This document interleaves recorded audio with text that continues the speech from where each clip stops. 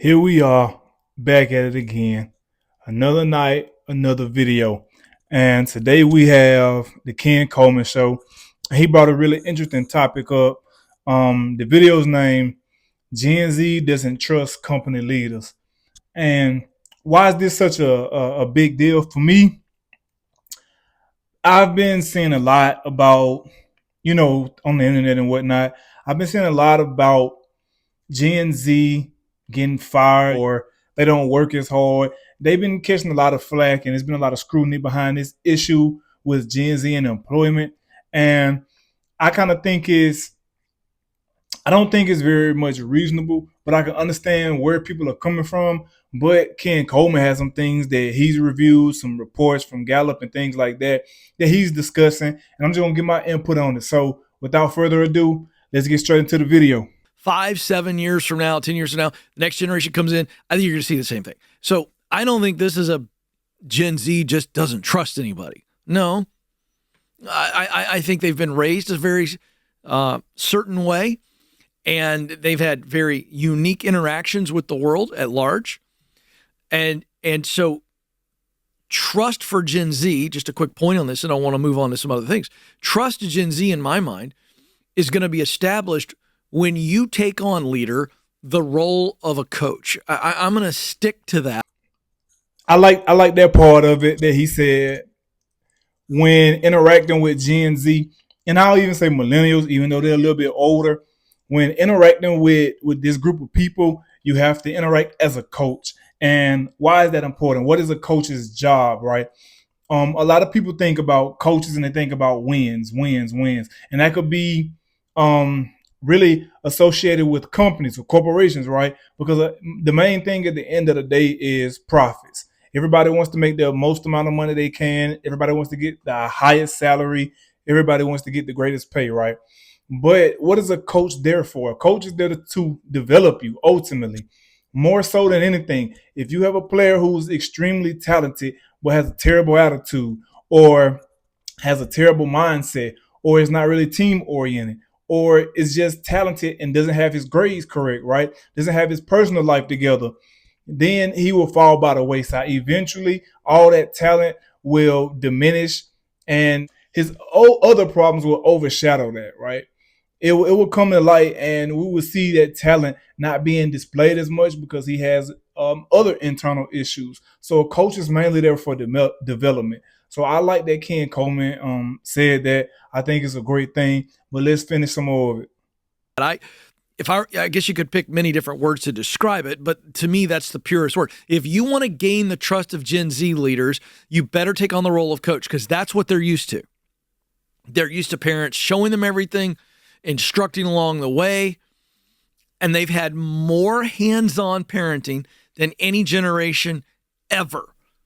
I agree with that a lot. And I'll say this from the career field that I'm in right now. A lot of times when I was doing training when I first got in, and a lot of people would say, just go out there and just operate, just do whatever you got to do. And I was like, well, not that I need you to hold my hand, but I do need somebody to kind of like show me, like help my depth perception, show me where different markers are, show me where I should be cutting, where I shouldn't be digging, just things like that, kind of like give me something to associate my knowledge with, physically, like image wise, right? Because it's different from learning it in a book or studying it on a whiteboard and then going out there and actually doing it. And the response a lot of time would be just go out there and figure it out. That's how I learned. And I never really agree with that because very much so I would say I can be a hands-on learner. I can learn as well in the book.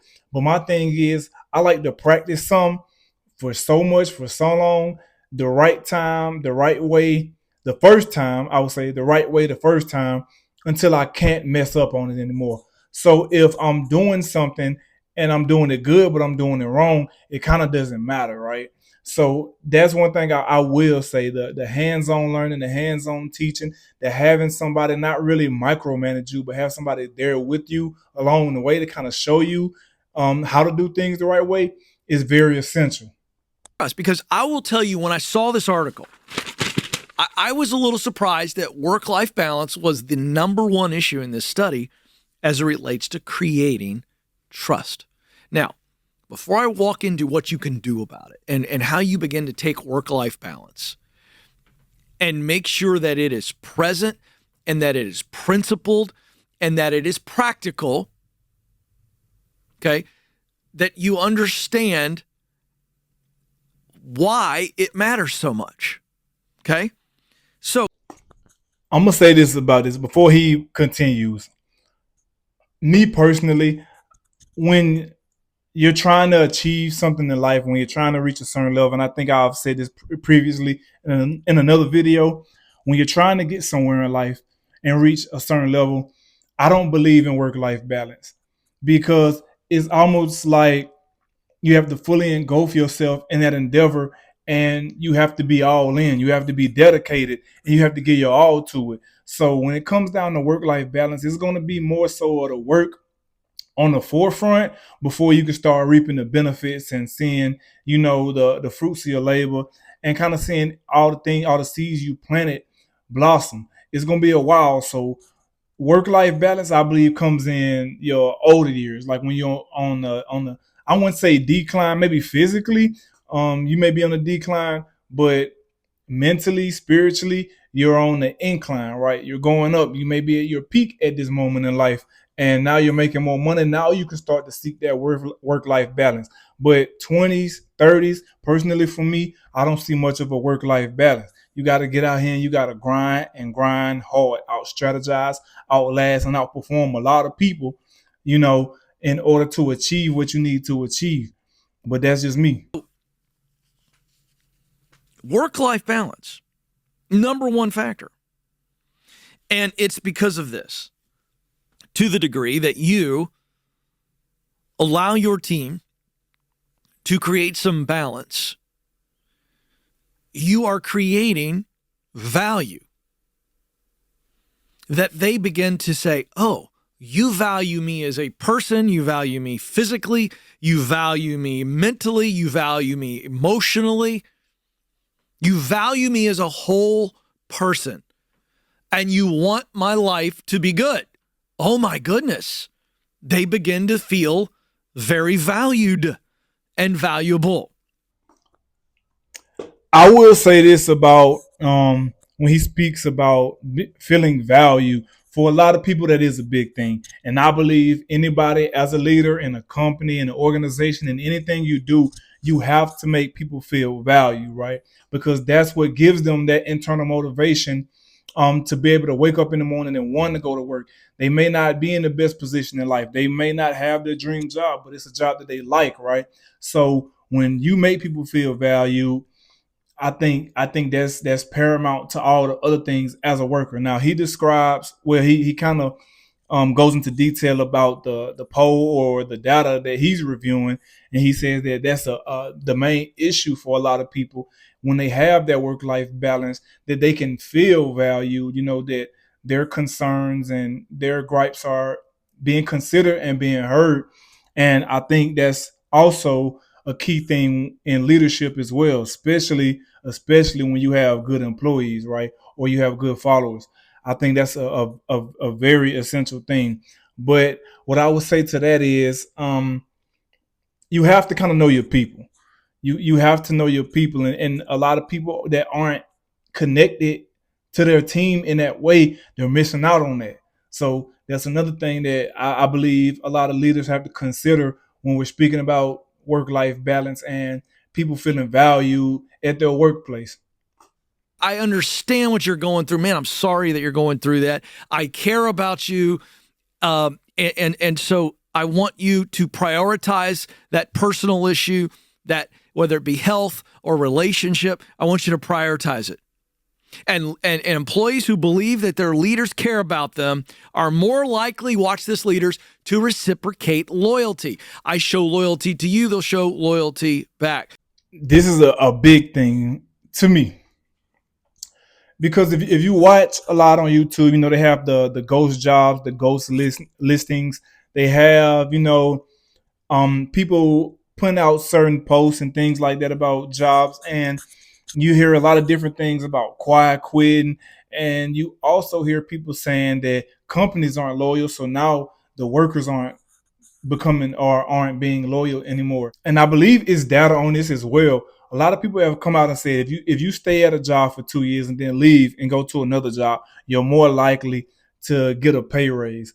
Now that's insane to me. I don't know who's facilitating um, those type of tools. I don't know who's doing things like that. That's insane to me. Unless it's for competition, then I can understand. But me personally, I believe from if a company is promoting from within, then they're going to get the best out of that person because it goes back to the first thing he mentioned, the value. Now, when we get into the loyalty topic, me personally, the more you pour into me, the more I'm gonna give back to you. Right? There's tiers and there's levels. So every level I feel I can turn it up. Yes, I'm gonna want to stay. I'm gonna want to be loyal. If you keep showing me that I'm valuable to you and that I'm an asset and that I could provide value, and you keep showing me that you're loyal to me, I'm gonna show that loyalty in return. Now, from what I've been hearing, a lot of people aren't feeling that in the job market today. That's not for me to say, just what I hear. But I can understand how the loyalty could be a big deal to the workers, and also how company could see people as disloyal for doing these type things. But when it comes to the topic of work life balance, um, I don't think that you having balance in your work life would create that loyalty, because if somebody want to jump ship, they're going to jump ship. I think it has everything to do with the people you work with. Again, just my opinion, but let's keep going. Number two, it reduces burnout. Burnout is a result of stress. And so when people are stressed out about stuff that they got to take care of, or they're stressed out with you hovering over them all the time, and they're stressed out all the time, and they don't feel like they have any kind of margin in their work-life rhythms, well, the stress goes up, productivity goes down. Now, burnout. What can I say about burnout? I think I talked about this on one of my lives on another channel, but to me, burnout just means like you don't love what you do. And while I'm not a huge advocate for doing what you love, because your passion or what you love to do may not be the thing that maintains your lifestyle. It may not be the thing that pays your bills. It's very unfortunate for a lot of people, but it's reality. So I believe that people who are experiencing burnout, just they don't love what they do. Even entrepreneurs, a lot of time, they get into something or an endeavor because they're very passionate about it, or they love this industry, or they love doing this type of work. But once the money becomes involved and once the job responsibilities become overwhelming, they start to experience this burnout because they're not doing it for the love anymore. They have all the other things that are intertwined with it that are distracting them and really depreciating the value of their passion in my eyes. So that's one thing I would say about burnout. Have I experienced burnout before? For sure. We all have. But also, I'll add into the fact I didn't love what I do at the time. I didn't love, like, for me, I'm really big into fitness, right? I'm really big into working out and things like that. I never get burnt out from working out, no matter how sore I am, no matter how tired. Even if I just got to stay in the house and do some push-ups and some flutter kicks and sit-ups, I never get burnt out. Um, some people love TV. Some people love to eat. Some people have other vices. Do they ever get burnt out from that? They don't. So I believe when it comes to work, I don't. I believe people who experience burnout, you don't you no longer finding the passion in what you do, right? It's not to say that it's a bad thing that you're experiencing this burnout, but I just think you have to go back and find the love and the passion for what you do. Next, this promotes transparency and open communication. The very idea that your team feels safe enough to go, hey, I got to take care of something in my personal life, man, that's huge. Because now that promotes this idea of I can raise my hand and say, I need to take care of something. I need some time off. I need some help. I need these resources. It's huge. Not now, I'm not gonna lie. This is a huge one, right? Open communication, very, very huge, because a lot of times you can be around people or leaders who say like, hey, I have an open door policy. I remember when I played college football, um, my coach said that he had an open door policy, but by God, he stuck by that. And anytime that I felt like I had an issues or something like that, I would walk past his office and his door would be open. If he wasn't in a meeting or anything, I come in, knock, and he was always willing to talk about it.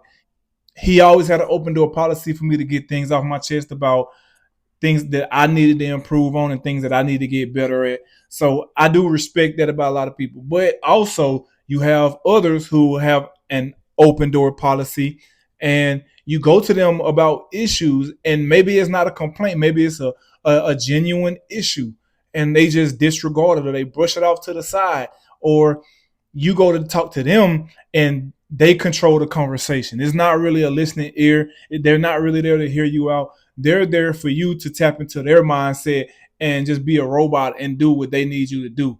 While I understand that from a productivity perspective, I don't believe that that's the best way to keep the team cohesion. And I don't feel like that's the best thing for morale, right? When you're in an organization, or if you're a leader, or if you're just a participant in anything, I don't think that's the most efficient way to go about handling things. So open communication, again, is a real huge one. And going back to his title, Ken Coleman, I can see why that is a reason why Gen Z do not trust company leaders. I wouldn't trust anybody like that either, ever, at all.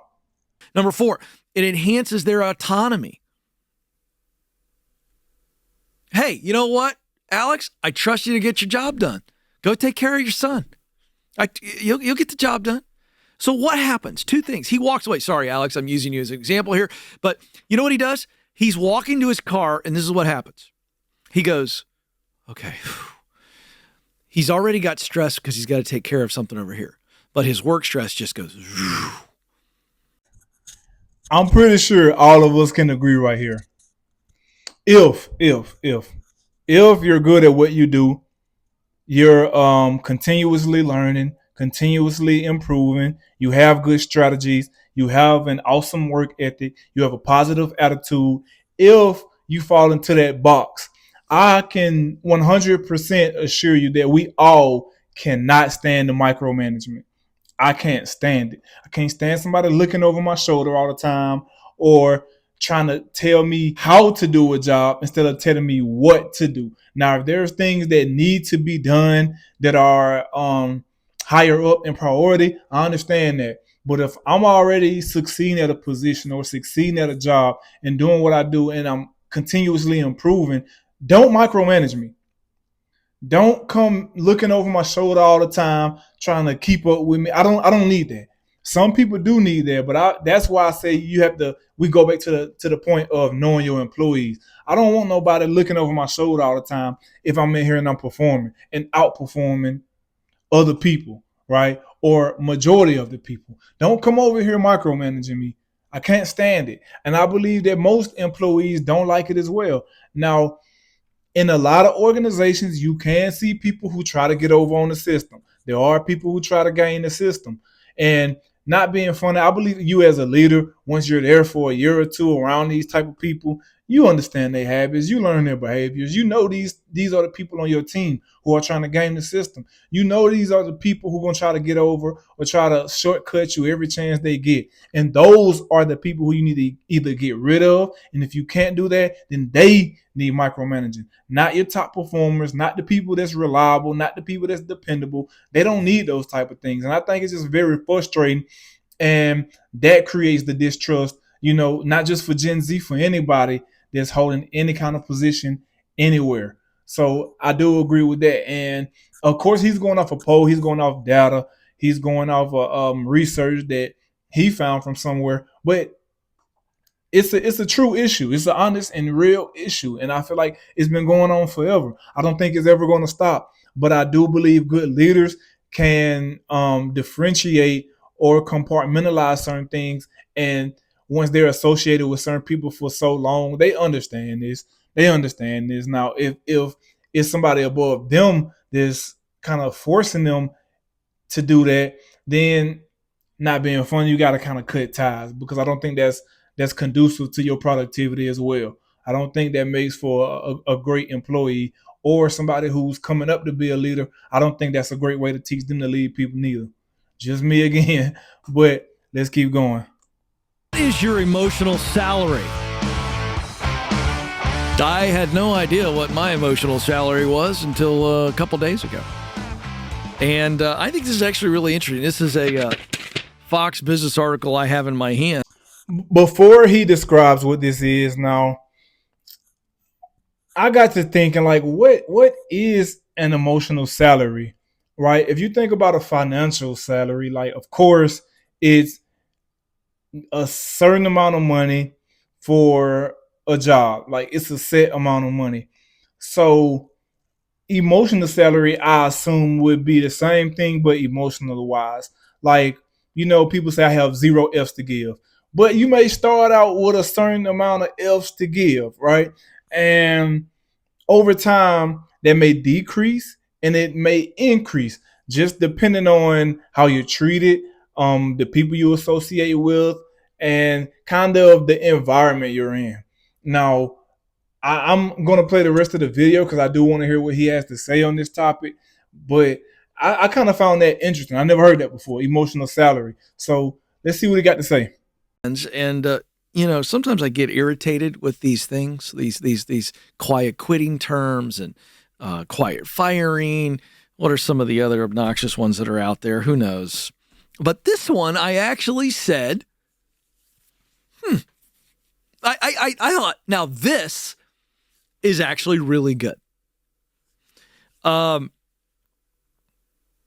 me set the scene. 75% of the global workforce not engaged.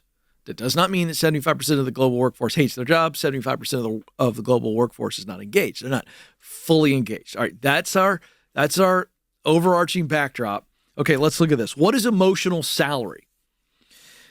This is just simply the non-monetary aspects of the job, such as the culture of the organization, the opportunity for growth and progress on the career ladder, if you will, and work-life balance, which we were just talking about. So we're going to stay on the subject.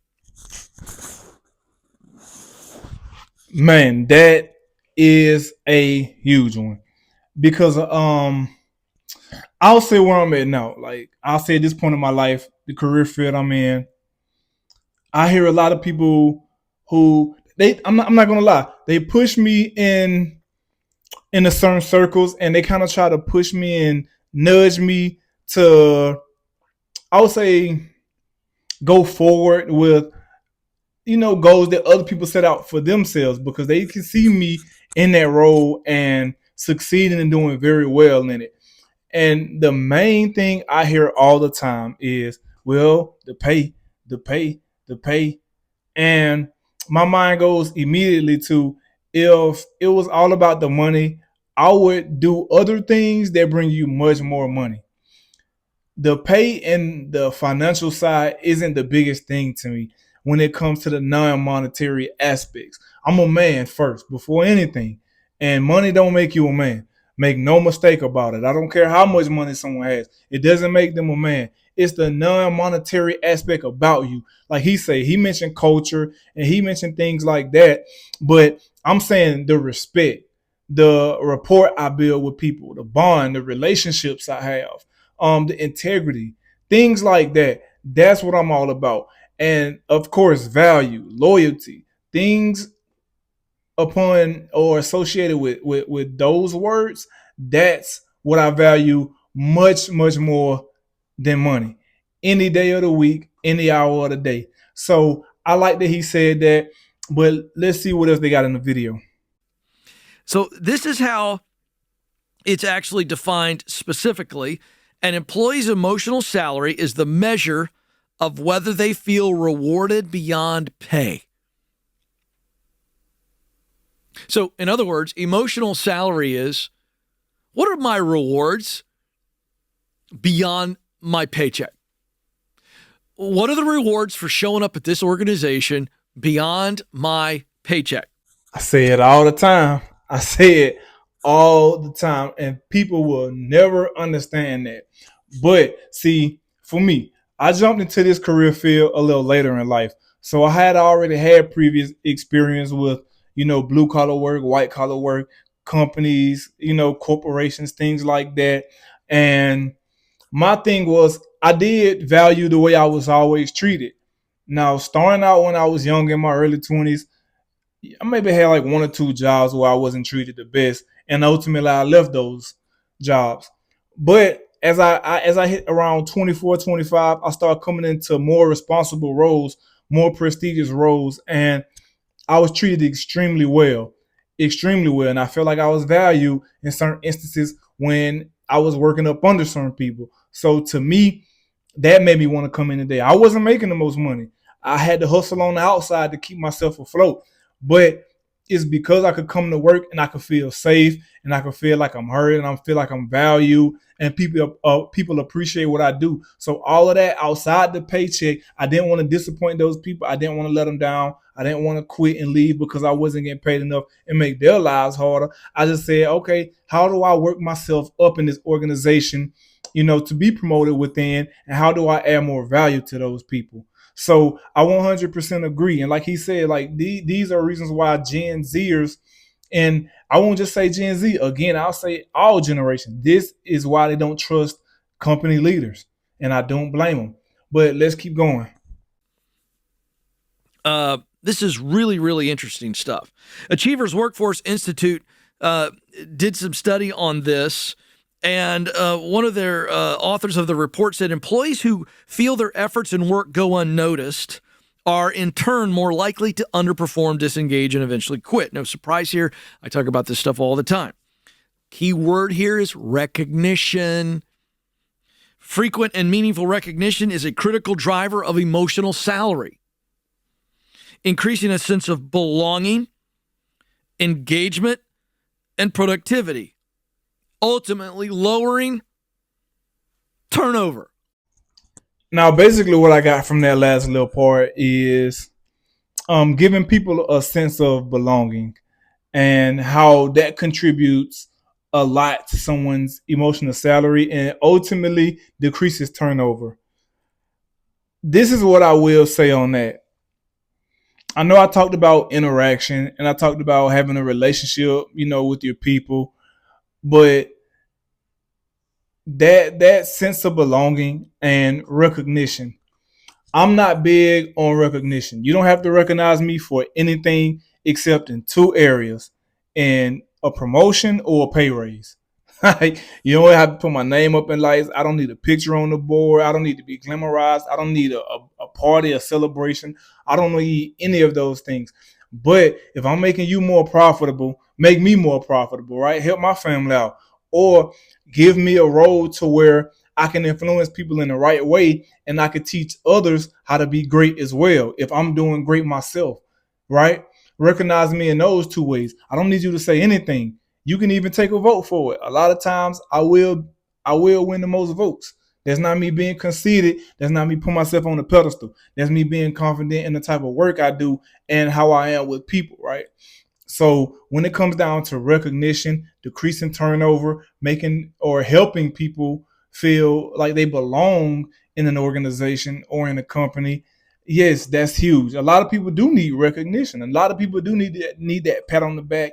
A lot of people do need to be told, "Hey, you're doing an awesome job. Like we love that you work here. We value you." People do need to hear those words, right? It's a good feeling. Me personally, I don't need it. Just recognize me in the two areas that I said, and I promise you gonna have the best work and the best product or service you ever had. Just me. So that's the end of the video. And we talked about a few different things today. Ken Coleman, I like this guy. I don't know why he don't have more subscribers. He has a lot of videos out about different things in the workforce. I believe he's an economist. But other than that, he has a phenomenal show. I like watching them. I will say this though: Gen Zers, millennials, boomers, Gen X, whatever. Who, if you don't trust your leaders, there's a reason why. I wouldn't urge anybody to stay in an environment like that. Of course, I understand how hard the job market is in these days, but I will say this: like coming from somebody who was in a lower position, who has leaders, who's still seen as a leader, even at a lower position, I will say this: um, people do watch and they do take what you do to heart, right? So it is a big deal to people.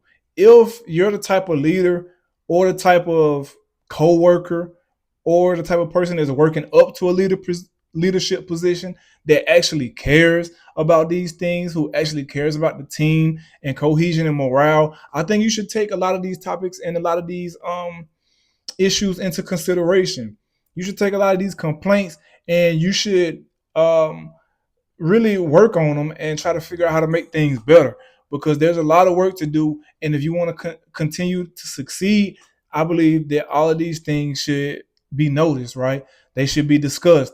And that's the only way to make a lot of companies better. And like he said, decrease turnover and continue to be profitable, gain that trust of people, and ultimately go out there and perform and win.